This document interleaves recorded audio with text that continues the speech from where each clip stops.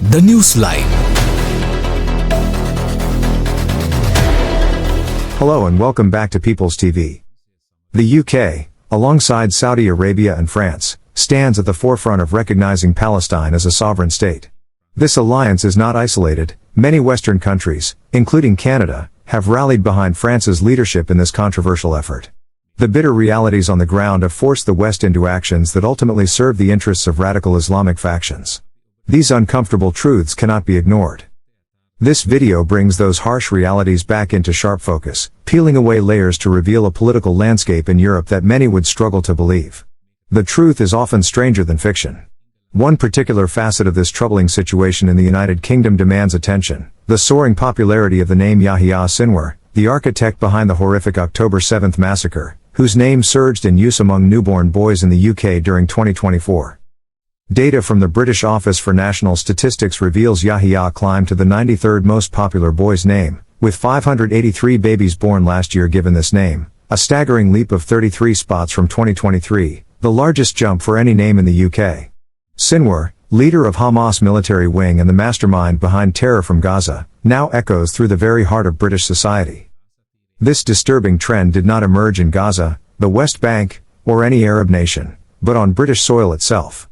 For those following Europe's geopolitical shifts over recent years, the shock may dull, yet the danger remains profound.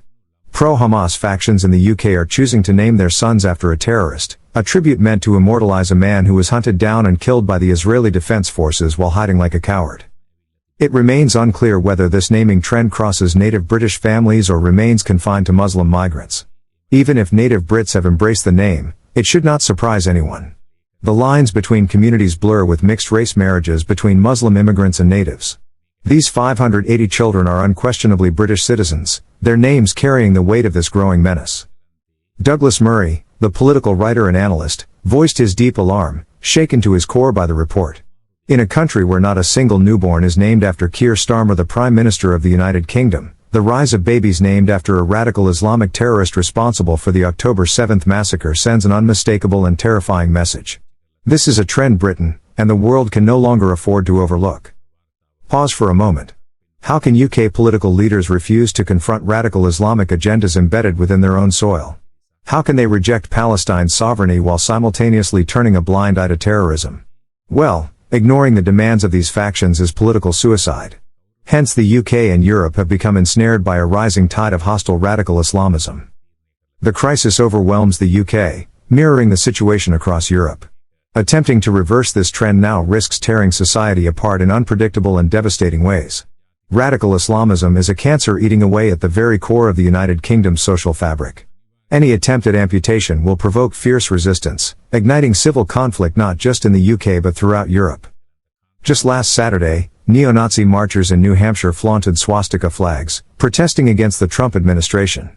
For now, the United States stands alone among Western nations, bolstered by measures enacted during the Trump administration to stem the spread of radical Islamic influence. No comparable leader has emerged in Europe to take up this cause.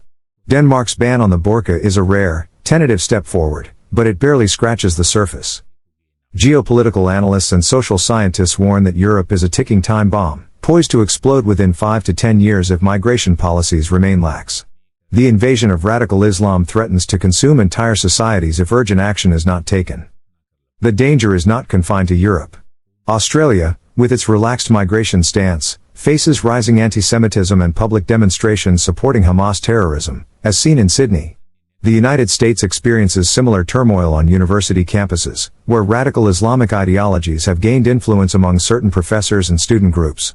Chinese funding of anti-Semitic protests on American soil further complicates the picture, with mass demonstrations organized to oppose Israel, details we have documented in a previous for which we have provided the link in the description if you missed it. This toxic atmosphere did not arise overnight in the UK or Europe, it is the result of decades of poor immigration policies and political complacency. Europe has slumbered through these years, and it has not yet awakened. Sri Lanka faces a crucial lesson in this unfolding tragedy. If our leaders continue to ignore these warning signs or hesitate for fear of political fallout, we risk sliding into the same abyss, but at an accelerated pace. The cancer of radical Islamism threatens our nation with grave consequences. This is not an attack on minorities, it is a confrontation with radical Islamism and the destruction it brings.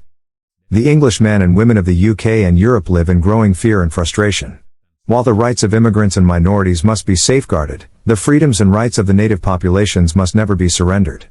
No society should permit an invasion concealed behind humanitarian laws and policies. The warning signs are clear: denial is no longer an option. If this report helped you see the situation on the ground clearly, don't keep it to yourself. Like, share, and subscribe to People's TV, where truth has no agenda, and facts speak louder than spin. Subscribe us for more details.